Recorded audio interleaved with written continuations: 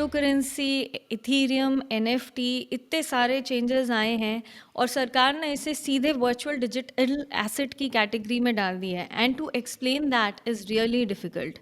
But right now we are moving straight diving into the topic that the move to levy 30% tax on all virtual digital asset इसको किस तरह से देखा जाएगा. क्या लोग अब क्रिप्टो में इन्वेस्ट करना बंद कर देंगे कि या ज़्यादा करेंगे. Let's see to it. So today I have with me Mr. Purushottam Anand. He'll explain to you the nuances of tax rules on crypto investing. Hi everyone. Thank you for the introduction and kind words. Actually ये 30% का tax जो है that is one step towards people have been even talking about how does it impact the legality. Few people are celebrating Right. that now crypto has become legal and so on. So there are many implications. It's not illegal. Exactly. So of course like since this is just a tax provision, it does not firstly bestow any legitimacy on cryptocurrencies, and these provisions must be looked at simply from the perspective of tax. When it comes to the impact of levying a 30% tax on adoption, like will people start investing more or will people now stop investing? I think there are both, there are two sides to it. Firstly, of course, there are small retail investors who have been, investing in crypto, whatever amount they are able to save. And to some extent, 30% tax will certainly discourage those investments. Okay, because those investors will now look at paying 30%, and especially if they fall in the category where they have annual income of say 4 lakhs, 5 lakhs, 7 lakhs, then that 30% tax liability is a huge liability for them, and they may be discouraged from investing. But there is also the other side of the story, and that is there are so many institutional big investors, corporates, and say the capital funds and all. They have been just waiting and watching because they were not sure whether crypto will actually get legalized in India. Will it get any legal recognition? So I think that those people sitting on the fence are more likely to start investing. So I think right now it would be very difficult to say what is the impact of 30% tax, because though it discourages some of the people who are already in the crypto ecosystem, but at the same time it also encourages other people who are sitting on the fence. So the actual impact is very difficult to assess at this point of time. Right. So why will these people try to invest, the big corporates?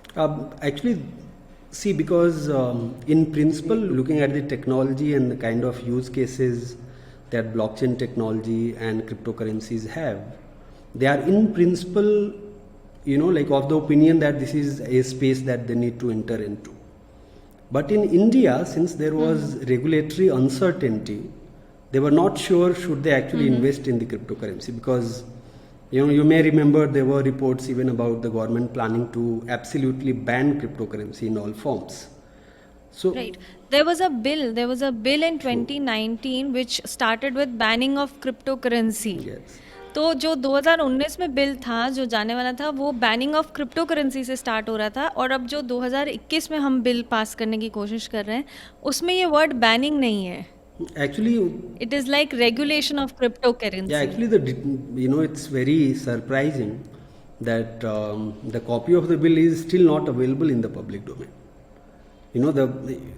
They've not done it purposely. Correct, but like even in the last session there were reports that probably the bill will get passed, and then we got the news that it will get passed in the budget session, but still we don't have a copy. So we don't really know whether the contents in the draft actually talk about banning cryptocurrencies or regulating cryptocurrencies.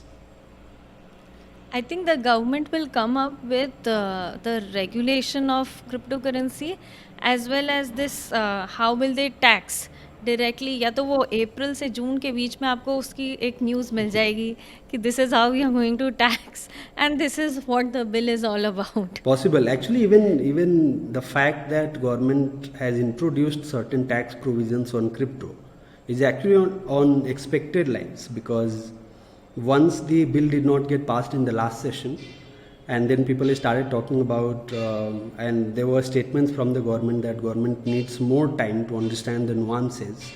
Then it was clear that they will not be able to pass it even in the budget session. But at the same time, it is also clear that government does not want to lose out on the revenue. So government certainly had to introduce certain provision in the interim to at least start getting some revenue and then think about how to deal with this. ये जो deductions हैं, क्योंकि crypto में अब कोई भी तरह का एक्सपेंडिचर या अलाउंस का डिडक्शन नहीं मिल रहा except the cost of the acquisition, यानी कि अगर मैं 1 लाख रुपए का क्रिप्टो खरीदती हूँ तो बस जो उस पे मतलब please explain this provision in detail. Yes, this is a very interesting provision actually because there are not many classes of asset जिसमें आपको ऐसा कुछ मिलता है प्रोविजन कि अगर आपको प्रॉफिट्स होगा तो आपको टैक्स देना है, लेकिन अगर आपको नुकसान होगा तो उस नुकसान को आप किसी और तरह के इनकम से सेट ऑफ नहीं कर सकते. सेट ऑफ इम्पॉर्टेंट होता है क्योंकि स्पेशली इफ़ यू इन्वेस्ट और if you are into business then it is understandable and acceptable कि आपको कई बार प्रॉफिट होता है, कई बार आपको नुकसान होता है.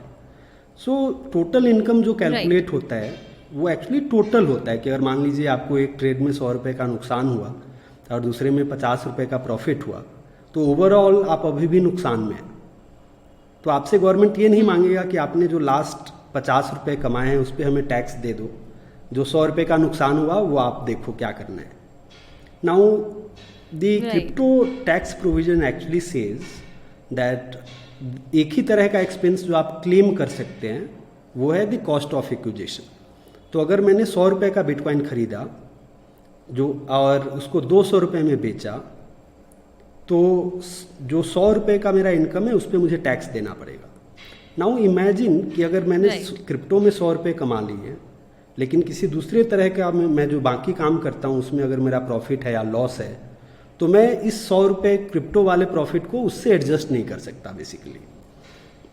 राइट, बेसिकली आपका जो लॉस भी अगर क्रिप्टो से हो रहा है तो वो भी आप एडजस्ट नहीं कर सकते, और अगर आपको और प्रॉफिट भी हो रहा है तो सपोज आपके कोई स्टॉक्स हैं उसमें आपको प्रॉफिट हो रहा है और क्रिप्टो में आपको लॉस हो रहा है तो वो सेट ऑफ नहीं हो सकता. इसका जो पर्पस है मेरे हिसाब से ये सेपरेट कंपार्टमेंट बनाना चाह रहे हैं क्रिप्टो करेंसी के लिए कि आपका प्रॉफिट या लॉस जो भी होगा उसको आप एक सेपरेट अकाउंट रख के आप सेपरेट उसका कैलकुलेशन करोगे. तो आपके जो दूसरे तरह के इनकम है उसके साथ कोई एडजस्टमेंट पॉसिबल नहीं है.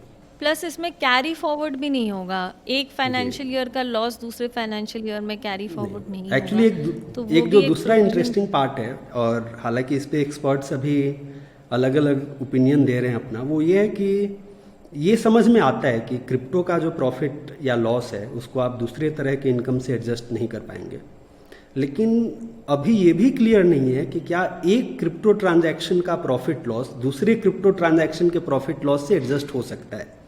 तो अगर मैंने एक बिटकॉइन खरीदा, अगर मैंने तो एथर से वो क्या हम उसे उसके प्रॉफिट एंड लॉस को वो कर सकते हैं. तो this is also very interesting.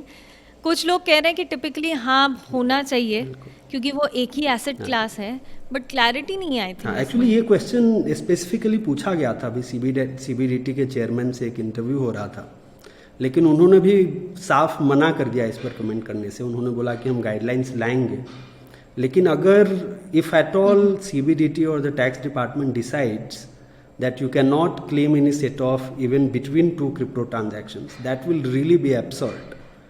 क्योंकि फिर अगर आपने बिटकॉइन में आपको नुकसान हो गया 1 लाख का और अगर आपने शिबा इनू में 3 लाख कमा लिया तो आपको शिबा इनू के 3 लाख पे टैक्स देना पड़ेगा, लेकिन जो बिटकॉइन में नुकसान हुआ उसकी कोई गुंजाइश नहीं है आप कहीं दिखाने की.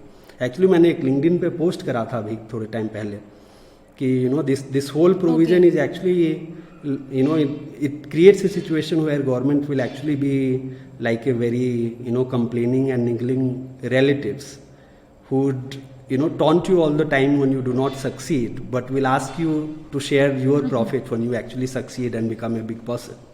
So it's a very strange kind of taxation mechanism in my understanding. Right. So this is very strange as well.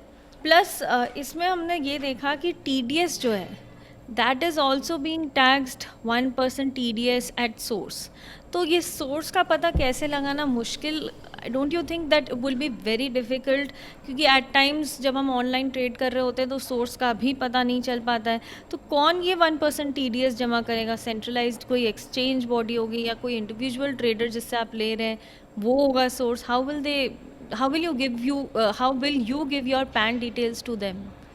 So the other provision looks very simple. So I'll start with the simple part. And the provision says that whoever is receiving any consideration, okay, that means whoever is the buyer basically. So if you buy any cryptocurrency, then you are under an obligation to deduct TDS when you are transferring the amount to the other person. Okay, because seller, say for example, if you buy from, see, if Ram buys from, say, Shyam, then Ram will have to deduct TDS. Now the problem is in Right. centralized exchange situations, it is understandable because at least central exchanges, they have certain mechanism, they can comply. But this will create problems in situations where there is a P2P transaction and two individuals are transacting with each other through any platform. Why this becomes a problem? Because there are situations where I don't even know the details of the other person. I cannot Right. know the PAN card details of the other person so that I will deduct a TDS. Secondly, an individual retail investor, like say if if I bought my Bitcoin and now I want to sell it, I do not really need to comply with these provisions because for everything else that I do in my life, I don't have a liability to deduct TDS and then file a quarterly return, go and deposit it with the government. So all of that would be really, really, like a heavy burden on the individual retailers. Right. And the whole position I think would be quite tricky, क्योंकि समझ में नहीं आ रहा है कि जिसको मतलब TDS जिसको डिडक्ट करना है उसके पास डिटेल्स हम कैसे पहुंचाएंगे? आई थिंक इस बात पे भी तो वो थोड़ा रिप्रेजेंटेशन अभी क्रिप्टो एक्सचेंजेस ने एक रिप्रेजेंटेशन करा है file and they are in discussion with the department. I am sure these are problems which are very practical and therefore the department will also understand that it is almost impossible to comply with the provision in the present form. So I think there would be some clarification. It's extremely difficult to comply. But another one Right. important issue here actually is even if we forget about how to comply, okay, let's try to understand the impact that this TDS provision would have on the traders. Now I understand that Right. TDS is not a substantive tax liability because you can file a return and then whatever is the amount that was deducted is or can be adjusted from your tax liability. So अगर मान लीजिए कि पूरे साल में आपका 30 रुपये किसी ने TDS के थ्रू काटा हुआ है तो वो TDS जब आप अपना टैक्स लाइबिलिटी कंप्यूट करके रिटर्न फाइल करेंगे तो उसमें ये 30 रुपये आप एडजस्ट कर सकते हैं. So understandably it's not a tax liability ultimately, it's only for procedural compliance to track the transactions. But the problem is, Right. It is as a trader, it is so as a trader, if I have to take this hit of 1%, then actually there are people who calculated for each transaction and shared on Twitter and LinkedIn. right. And then by the time that you do 100 transactions, actually you are just left with around 36 rupees in your hand. And 64 rupees is Right. actually, in the form of TDS. Yes, this is quite interesting because अगर suppose आपने एक बार एक trade किया तो आपका 1% TDS cut देगा. उसी amount पे आप अगर 10 ट्रेड कर लोगे तो लगभग 10% कट जाएगा. तो आपके पास बचता क्या है फिर? एक्चुअली जो पूरा अगर आप थ्रेड इसको आगे लेकर जाओगे, so by the time that you have say 300th transaction, चूँकि क्रिप्टो में एवरी डे आप ट्रांजैक्शन कर सकते हो even on Saturdays and Sundays, और ट्रेडर्स लोग एटलीस्ट 1-2 ट्रांजैक्शन तो रोज ही करते हैं. सो साल के अंत से भी पहले by the 300th day actually you would be left with around 5 rupees in hand, और आपके 95 रुपये जो आपने स्टार्टिंग में 100 रुपये से स्टार्ट करा था उसका 95 रुपये TDS के फॉर्म में केवल डिपॉजिट रहेगा गवर्नमेंट के पास. क्योंकि TDS आप तभी ले सकते हो when you file the Right. Return, you can not claim it in between during the year. Unless, yes. So once you file the return, then you'll get the yes, amount. और हर trade पे अगर 1% TDS कटेगा उसी amount पे, तो थोड़ा सा tricky है ये सिचुएशन, बिकॉज फिर आपके पास बचता बहुत कम बिल्कुल, अमाउंट है. मतलब अगर 10 ट्रेड किए तो आपका लगभग 10,000 रुपया कट गया. करेक्ट. तो ये थोड़ा सा एक ट्रिकी, 10% अगर आपका कट जाता है तो ये थोड़ा सा ट्रिकी है. दूसरी मैं ये चीज़ पूछना चाह रही थी, क्या TDS कटेगा अगर हम इंटरनेशनल ट्रेड के पॉइंट ऑफ व्यू से देखें, और वो कैसे कटेगा, स्पेशली लाइक बाइनेंस और ये सारे जितने इंटरनेशनल ट्रेड है उसमें TDS काटना कितना वायबल सो रहेगा? एप्लीकेबल तो ये दोनों सिचुएशन में है, there is no distinction. So anyone who is making a payment to the resident of India will have to deduct TDS. So जो भी राइट. इंटरनेशनल एक्सचेंजेस भी है, they will have this TDS liability, and I think it's a call that they will have to take. If they want their exchange to be accessible in India, they will have to comply. There is no exception that I can see. Yes. तो अब international trade वालों को भी ये India के जो norms हैं उससे कंप्लाई करना बिल्कुल. होगा. तो I, it's very difficult to see कि क्या वो they would like more of Indian people investing in it. अगर चाहते हैं तो definitely they will have to comply with the Indian norms and cut the TDS. अब बात करते हैं वर्चुअल डिजिटल एसेट्स की. और अगर सपोज़ मेरे एक वॉलेट में वज़ीर एक्स में एक अमाउंट है, एक्स अमाउंट, और मैं वही अमाउंट अपने दूसरे वॉलेट में कॉइन DCX में डाल रही हूँ, right? So I am the same person, मैंने बस 2 वॉलेट क्रिएट कर रखे हैं. सो इसमें भी क्या टैक्स लाइबिलिटी निकल के आ रही है? अभी के हिसाब से आ रही है, till the time that there is no clarification on the meaning of transfer, because this would also amount to okay. transfer, technically speaking, though it should not, of course, right. because this is just transaction between two wallets that you own. But the problem is, right. because however, since the owner is same, technically I don't think there should be any liability in this case, but it depends on how exactly the right. tax departments interpret the provision. And in my limited experience, tax officers are very generous and kind when it comes to extending the scope of any word that is used in a tax statute. सरकार इसे tax slab के according virtual digital asset को क्यों नहीं deduct कर रही है? मतलब जो टैक्सेशन लाइबिलिटी है 30% की, वो एक स्ट्रेट जैकेट उन्होंने फॉर्मूला दे दिया कि भाई 30% ही हम करेंगे. तो ये टैक्स स्लैब के अकॉर्डिंग क्यों नहीं दे, why aren't they doing according to the tax slab? Tax slab के अकॉर्डिंग नहीं जाने का एक रीज़न मुझे ये लगता है कि गवर्नमेंट डिस्करेज करना चाहती है क्रिप्टो में ट्रेड करना. और one way to discourage any form of, say, investment or any form of instrument would be that increase Right, the like tax liability. So होता क्या है कि Right. अब अगर आप टैक्स स्लैब के अंदर जाओगे, so someone who is earning say 7 lakhs or 8 lakhs per annum, he will only be taxed at 20%. लेकिन अगर आप एक slab irrespective of the tax अगर आप 30% इम्पोज करते हो, तो हर ट्रांजैक्शन, हर क्रिप्टो इनकम पे हर आदमी को 30% टैक्स देना पड़ेगा. ये थोड़ा इस हिसाब से भी प्रॉब्लमेटिक है, क्योंकि ऐसा नहीं है कि ये प्रोविज़न पहली बार इस तरह का प्रोविज़न आया है जिसमें इरेस्पेक्टिव ऑफ टैक्स स्लैब आपको कुछ टैक्स देना पड़ता है. But if you look at the kind of income which are there in those categories, they are like, say, income from lottery or income from like winning a game or a puzzle or a gambling. So in a way, in a very subtle way, government is actually equating crypto income with gambling, which is a very narrow understanding of crypto, like, because crypto is not simply about like trying your luck and doing a gambling about whether Bitcoin will actually rise. It does require a lot more understanding than simply trying your luck and investing in a particular token. You need to understand what the token does, what is the technological contribution of that particular token. Because most of these tokens, I will not say all, because of course, admittedly, there are many tokens without any substantive value. But most of these tokens, or at least many of these tokens, do have a very strong technical basis. So it cannot be equated to gambling. Right.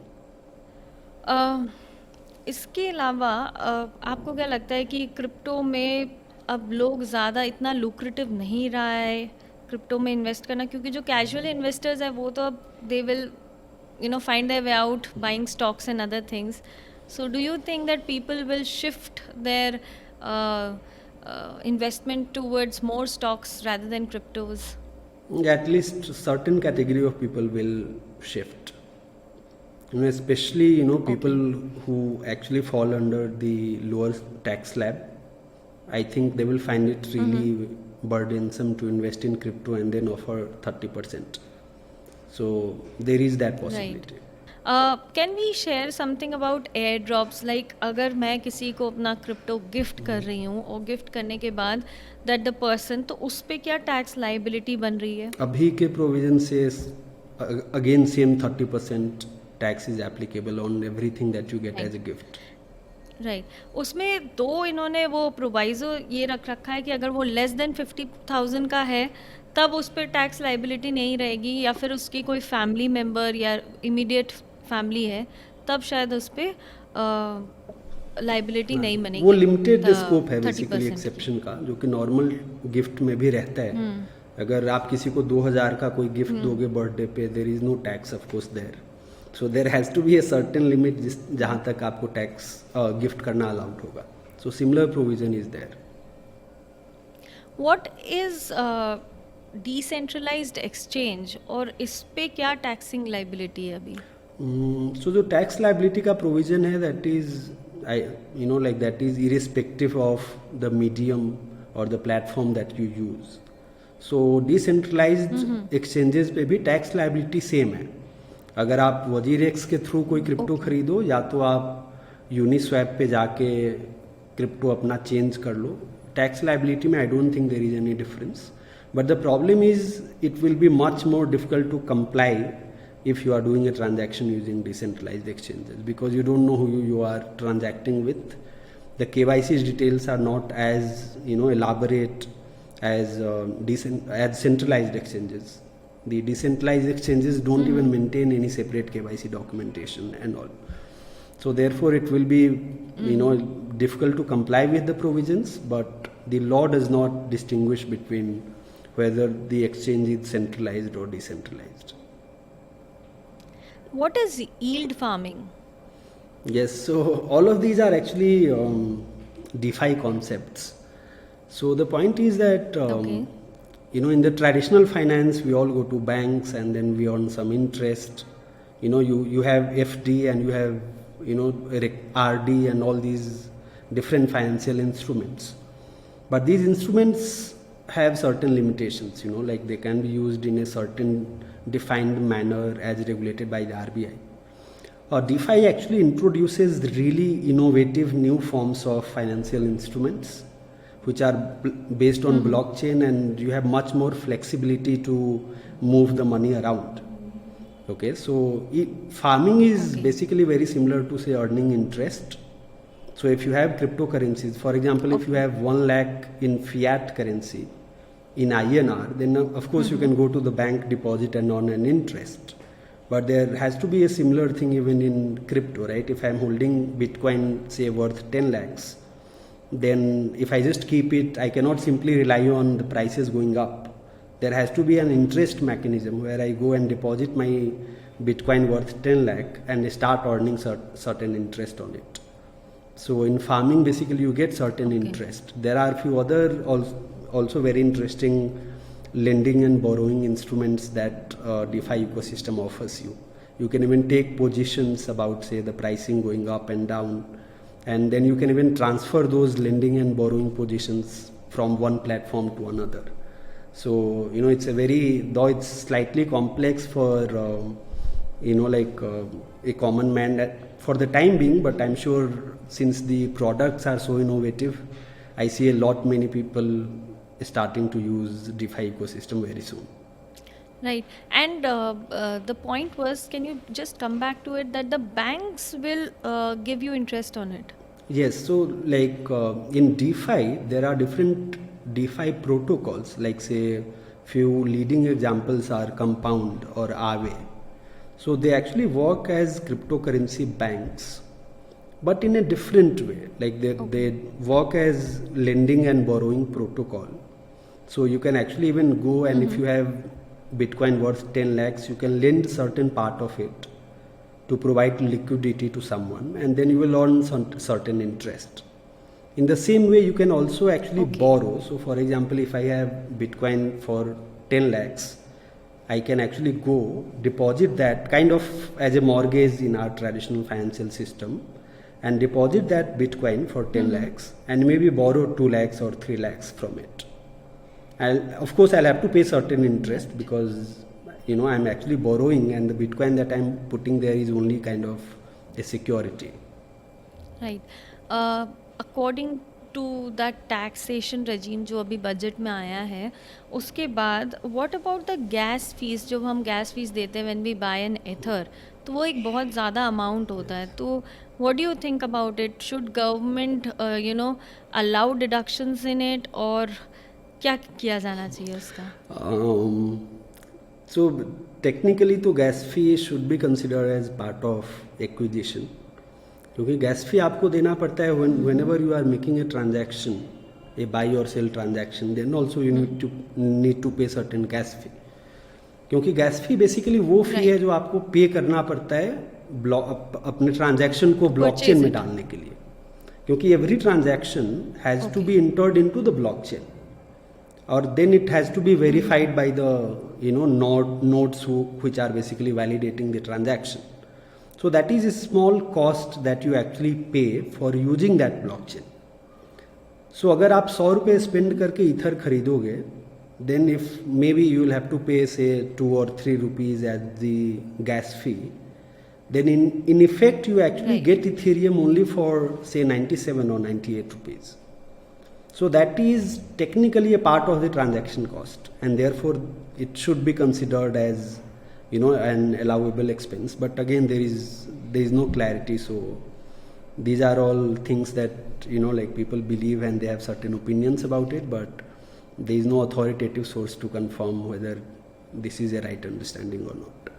So I think with this, the questions that I were having, I've almost wrapped them up, and let's see what government is planning to do, because there are wide areas like TDS and cost of acquisition, what do you mean by transfer. So all these areas are quite vague right now, and maybe in future when the law comes in place, or maybe when the ministry gives us some more details about the same, we will be able to give a better perspective on the same.